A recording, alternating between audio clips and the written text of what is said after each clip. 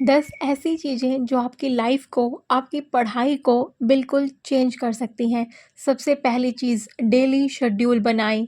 एक fix routine बना सकते हैं, ज़्यादा रिजिड भी ना हो, लेकिन ज़्यादा फ्लेक्सिबल भी ना हो। गोल सेट करें, हर दिन के लिए, हफ़्ते के लिए, महीने के लिए, जो भी अचीवेबल गोल हैं, जो आप अचीव कर सकते हैं, उनको सेट करें और उस पर फ़ोकस रहें, अपनी प्रोग्रेस को ट्रैक करते रहें। स्टडी एनवायरनमेंट, स्टडी एक शांत और डिस्ट्रैक्शन फ्री स्टडी एरिया में करें। लेकिन मेरा स्टडी एरिया थोड़ा-सा गेस्ट रूम में है, जहाँ पे सबका आना-जाना रहता है। लेकिन जब सब आते-जाते रहते हैं या डिस्टर्बेंस ज़्यादा मुझे लगती है, तो मैं बेड पे जाके भी पढ़ाई कर लेती हूँ। ब्रेक्स लेते रहें। कई बार ऐसा मन करता है कि पढ़ाई का मन नहीं होता, लेकिन हमारे टारगेट भी हमें पूरे करने हैं, तो शॉर्ट ब्रेक लेते रहें। छोटे-छोटे चंक्स में पढ़ाई करें, लाइक 30 मिनट स्टडी कर ली, 5 या 10 मिनट का ब्रेक ले लिया। इस टेक्निक को पोमोडोरो टेक्निक कहते हैं। वैरायटी में पढ़ाई करें, स्टडी मटेरियल को डाइवर्सिफ़ाई करें, टेक्स्ट बुक के साथ-साथ वीडियो का सहारा भी ले लें। कई बार कोई ऐसे सब्जेक्ट होते हैं, ऐसा टॉपिक होता है जो हमारी समझ में नहीं आता, हमें बोरिंग लगता है। इससे बेटर है कि पहले उस टॉपिक पे कोई वीडियो आप देख लें, उसके बाद उस टॉपिक को पढ़ें, फिर उस पे एमसीक्यूज़ अटेम्प्ट करें। रेगुलर रिवीज़न, जो कुछ भी आपने पढ़ा है, हफ़्ते में 1 दिन, संडे का भी दिन आप उसको रख सकते हैं, रिवीज़न के लिए आप ज़रूर रखें, आपके लिए वो बहुत ही बेहतर रहेगा। डेली रिवीज़न का भी टाइम ज़रूर रखें, 1 या 2 घंटा, सुबह या रात, शाम, जब भी आपका मन करे, लेकिन एक टाइम हो जो आपने पूरा दिन पढ़ा है या 1 दिन पहले पढ़ा है, उसको रिवाइज़ करने का। सेल्फ केयर का भी ध्यान रखना है आपको। सेल्फ केयर के लिए आप अपनी मेंटल और फिजिकल हेल्थ का ध्यान रख सकते हैं। आने वाले वीडियोज़ में मैं बताऊँगी कि मैं कैसे अपनी सेल्फ केयर करती हूँ। मोटिवेशनल और इंस्पिरेशन, आप अपने आस-पास ऐसे लोगों से जुड़े रहें जो आपको मोटिवेट करते रहें। मोटिवेशन आपको बुक से भी मिल सकता है और यूट्यूब वीडियो से भी मिल सकता है। अपनी छोटी-छोटी प्रोग्रेस को अगर आप सेलिब्रेट करेंगे, तो आपको खुद से भी मोटिवेशन मिल सकता है। प्रोग्रेस चाहे छोटी ही क्यों ना हो, उसको सेलिब्रेट करना ना भूलें।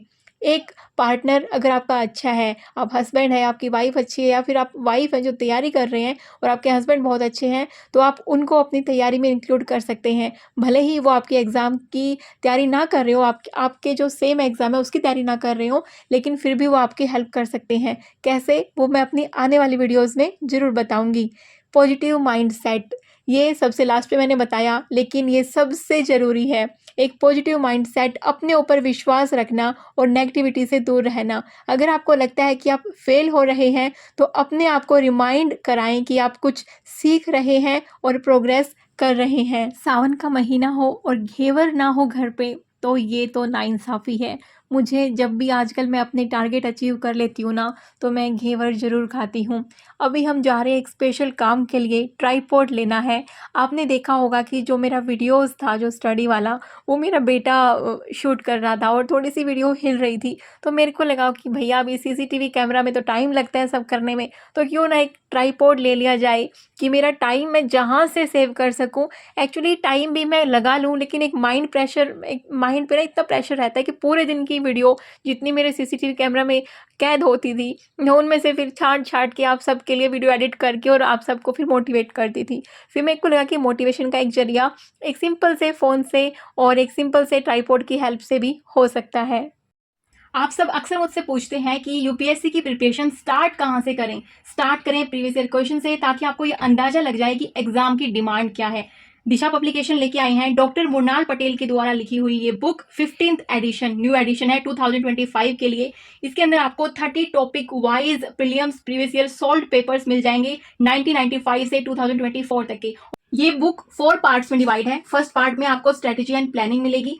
सेकंड पार्ट में आपको जीएस के जितने भी पेपर हैं, जितने भी सब्जेक्ट आते हैं, वो इस तरीके से यूनिट वाइज डिवाइड किया हुआ है। पार्ट 3 में आपको एप्टीट्यूड यानी कि सी सेट के लिए 9 चैप्टर्स मिल जाते हैं। पार्ट 4 में आपको मेंस के अनसॉल्व्ड क्वेश्चन मिल जाते हैं, ऐसे के क्वेश्चन भी मिलेंगे, साथ के साथ जीएस मेंस के क्वेश्चन भी मिलेंगे 2013 से लेके 2023 तक के। टॉपर्स के द्वारा लिखे हुए ये सॉल्यूशंस हैं। लाइक जब कोई स्टूडेंट तैयारी करता है तो उसके मन में बहुत सारे क्वेश्चन होते हैं, तो टॉपर्स ने कुछ अपनी स्ट्रेटेजी बताई है, टॉपर्स के साथ जो बातचीत हुई है वो यहाँ पे है, ताकि आपके हर जो क्वेरी है उसको सोल्व किया जा सके। जब हम पार्ट 2 की बात करते हैं तो इसमें जो सारे के सारे सब्जेक्ट है ना, लाइक 43 टॉपिक्स में 3560 एमसीक्यूज में पूरे के पूरे जीएस 1 को सॉल्व किया हुआ है यहाँ पे। और हर एक जो क्वेश्चन है उसका सोर्स के साथ साथ उसका सॉल्यूशन बहुत डिटेल तरीके से बताया हुआ है। फ्लोलेस डिटेल सॉल्यूशन आपको यहाँ पे मिल जाते हैं। पार्ट 3 है हमारा सी सेट। इसके अंदर हर एक टॉपिक को डिवाइड किया हुआ है। सी सेट पेपर 2 के लिए 9 टॉपिक्स 1360 एमसीक्यूज। यहाँ पे आपको हर एक एमसीक्यूज के साथ साथ उसका सॉल्यूशन भी मिलेगा और हर चीज का सॉल्यूशन जो यूपीएससी ने आंसर माना है उसी के बेस पे है। कुछ भी मिस्टेक आपको यहाँ पे नहीं मिलेगी। हर चीज को बहुत अच्छे से सॉल्व यहाँ पे किया हुआ है। जब हम मेंस की प्रिपरेशन की बात करते हैं तो मेंस का भी सेम ही रहता है कि हमें प्रीवियस ईयर क्वेश्चन देखने होते हैं। यहाँ पे आपको मेंस ऐसे के लिए स्ट्रेटेजी मिलेगी, पास्ट पेपर्स मिलेंगे बाय मुरनाल पटेल। तो ये काफी मुझे अच्छी चीज लगी इस बुक की। साथ के साथ आपको और भी जो जीएस के पेपर हुए हैं उन सबके टॉपिक वाइज आपको क्वेश्चन यहाँ पे मिल जाते हैं। इससे आप ये अंदाजा लगा सकते हैं कि मेंस में किस तरह क्वेश्चन पूछा जाता है और आपको किस तरीके से प्रिपेयर करना है। अगर आप दिशा पब्लिकेशन की ओरिजिनल बुक परचेज करते हैं तो you can win up to 1 crore prizes. जो आपको स्क्रैच करना होगा सबसे पहले कार्ड को, उसके बाद क्यूआर स्कैन होगा, उसको स्कैन करके आप ये प्राइजेस जीत सकते हैं। और आपको लिंक डिस्क्रिप्शन बॉक्स में मिलेगा। परचेज करनी है तो वहां से आप परचेज कर सकते हैं। ये बुक हिंदी और इंग्लिश दोनों लैंग्वेज में अवेलेबल है। मुझे जो सबसे ज़्यादा एनर्जेटिक रखता है दिन में वो है मेरा ये नैप टाइम। 25 मिनट्स का नैप लेने के बाद एक एनर्जी जो आ जाती है ना वापस पढ़ाई करने की, वो अलग ही होती है।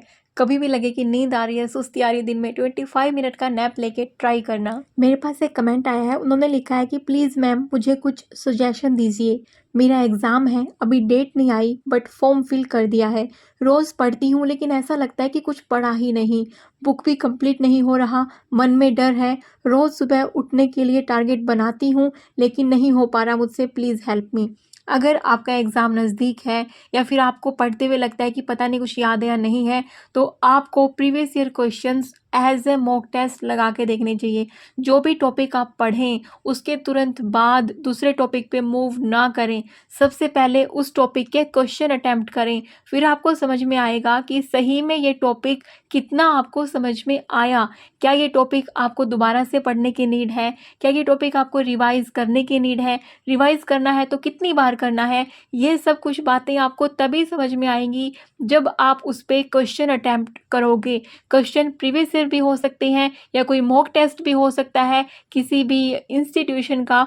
ऑनलाइन काफ़ी सारे क्वेश्चन टॉपिक वाइज आपको मिल जाते हैं। गूगल बाबा का सहारा लें और मुझे उम्मीद है आप ये एक बार करके देखना, आपको इससे बहुत हेल्प मिलेगी। सुबह से कब शाम हो जाती है पता ही नहीं लगता। जब हमारे टारगेट हमारे सामने हो, हमें दिन भर में जो भी चीज़ें करनी हो वो अगर हम करते रहें, एक एक चीज़ पे जब टिक करते रहते हैं ना, जो हमने सुबह डिसाइड किया था या एक रात पहले डिसाइड किया था, तो अपने आप एक एनर्जी से आती है, एक मोटिवेशन सा मिलता है कि यार इतना हमने टारगेट अचीव कर लिया, अब इतना और सही। ऐसा कर करके मैं डेली टारगेट अपने कंप्लीट करने की कोशिश करती हूँ। ये तो नहीं कहती कि 100% अचीव कर लेती हूँ, हाँ 80% तक मोस्टली अचीव कर लेती हूँ और बहुत बार ऐसा होता है कि 100% भी अचीव कर लेती हूँ। उसके बाद मैं नेक्स्ट डे के टारगेट रात को ही बना के सोती हूँ। ये भी कंसिस्टेंसी का एक मेन पिलर है कि सुबह होने से पहले पहली रात को आपके टारगेट सारे बन जाने चाहिए। किसी ने एक बहुत ही प्यारा कमेंट किया है कि एक एग्ज़ाम से ज़िंदगी ख़त्म तो नहीं होती, अपना 100% दो। जी हाँ, बिल्कुल। जिनसे सुबह नहीं उठा जाता वो देर रात तक भी पढ़ाई कर सकते हैं।